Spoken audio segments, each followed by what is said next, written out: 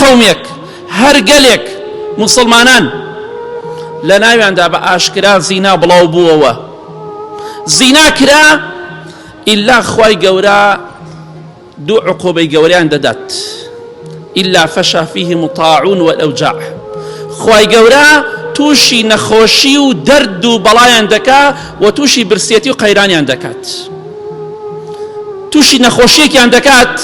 ئەو نەخۆشیانە پێشتر نەبوونە، ڕۆژێ بە کۆرۆنا، ڕۆژێ بە نەخۆشیێکی تر، ئەمڕۆ پەنا بەخوا دەبینی ئاوڵەی مەیمون پەیا بووە کە لە ئەوروپا ئێستا حالیان بڵاو بۆتەوە، نەخۆشیێکی زۆر ترسناک.